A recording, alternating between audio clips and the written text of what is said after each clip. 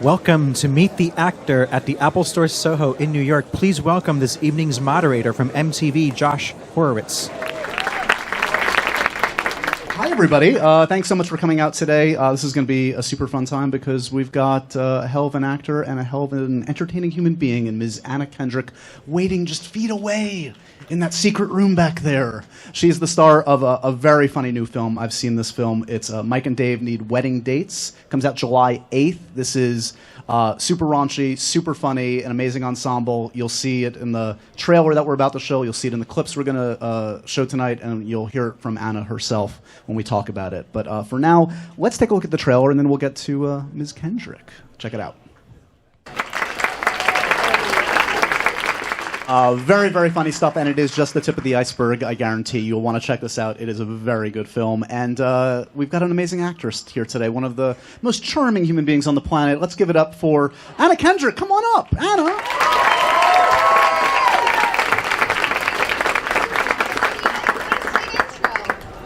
I hear classy and charming, and I'm like, that's me. I'm going. When you see that trailer, this movie is nothing but class. Yeah. I'm a together lady. I'm a functioning adult, and everything's going great. It's perfect for you. I don't cry myself to sleep. We're talking about the character or you? You know what, Josh? Semantics. So it might surprise some people to know that looking at that trailer, this is very loosely based on at least a germ of a true thing. Yeah, it's a true story. It's not a true story. There are real brothers who are like the biggest bros on the planet, and they really did put an ad on Craigslist for classy ladies. I think the ladies that they ended up going with were like nice girls, and we are not. We are out to ruin lives and burn cities to the ground. So that's my objective in the movie, is to ruin Zac Efron's life. Do you use a...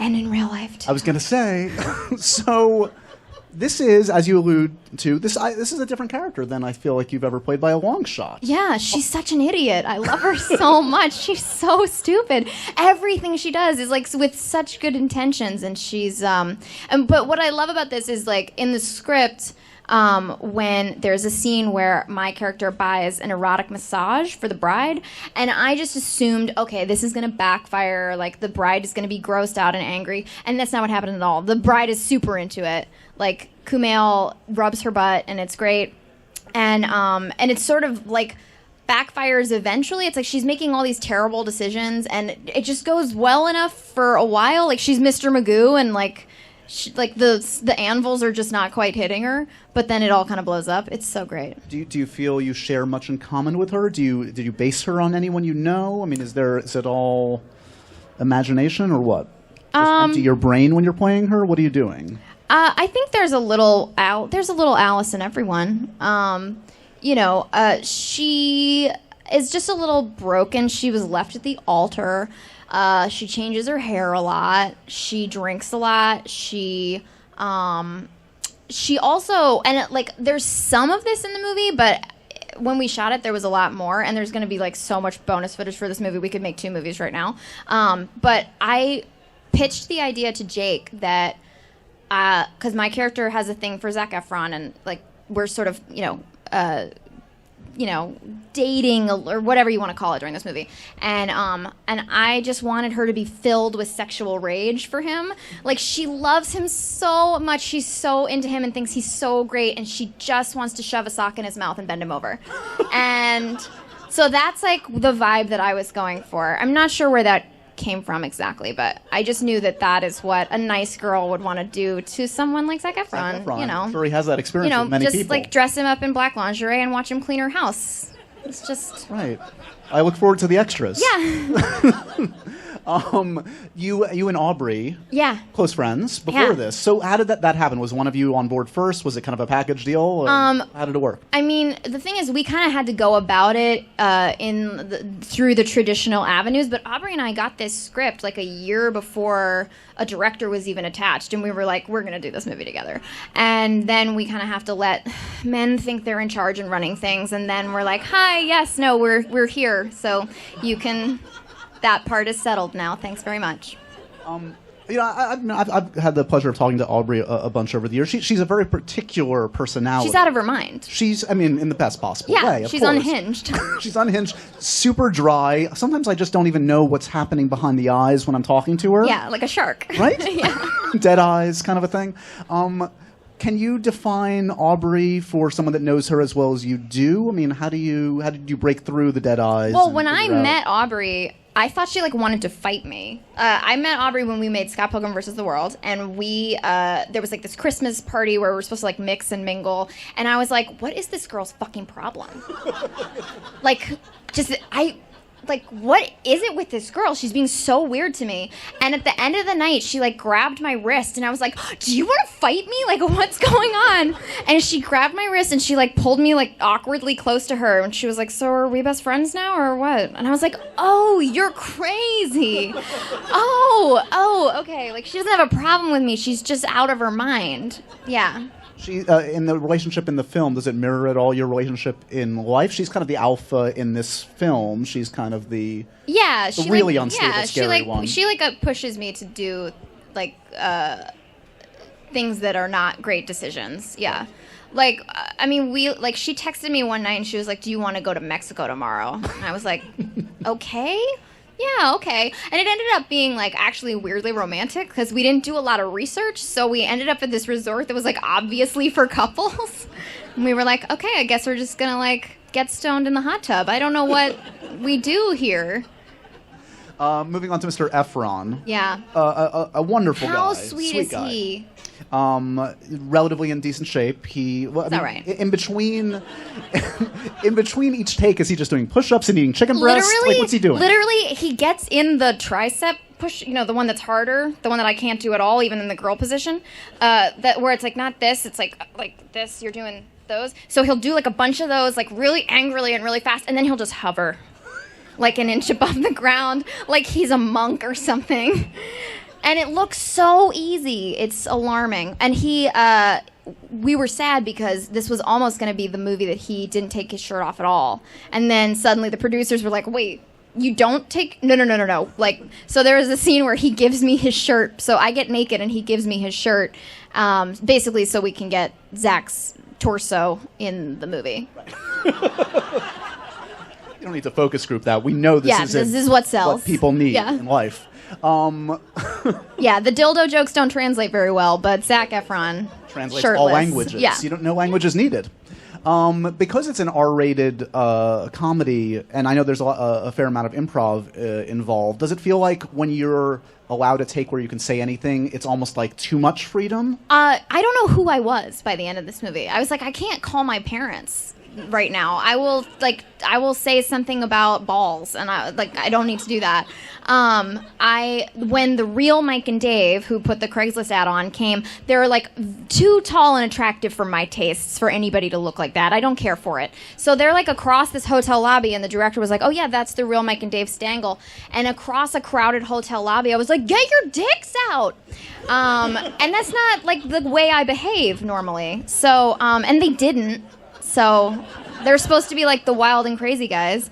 But there is legitimately stuff in this movie that I don't remember doing. I lost my mind by the end of it, and it's so improv heavy that I'm there's a thing where I'm talking about blimps, and I don't remember any of it. It's I blacked out. Also, sunstroke is a real thing, and my body, I don't know if you can tell by looking at me, but really not built for sun and surf. Really, that island wanted to kill me. Let's take a look at a clip. Okay, great. Shall we? Mike and Dave need wedding dates. Very little memory of that happening. I was going to say, so memory of a scene like that, what percentage of that is scripted? How many different versions of that? In fairness, I do remember just trying to think of what terms I know about hedge funds, because doing research is sort of counterproductive because she's not supposed to know. And I was like, I think she's dumber than me, but on this particular subject, I'm pretty dumb. So I just tried to think of all the terms I could think of, and then when I came up with the Bernie Mac and then deal, I was pretty proud of myself for that. But yeah, I don't even know. I mean, the UN obviously is not, but is NASDAQ in the right ballpark? I was like, but why bother researching it? Because it's better if it's all wrong. You also, as you can see from the trailer, guys, you can see this is shot in a beautiful location, Oahu. Yeah, very nice.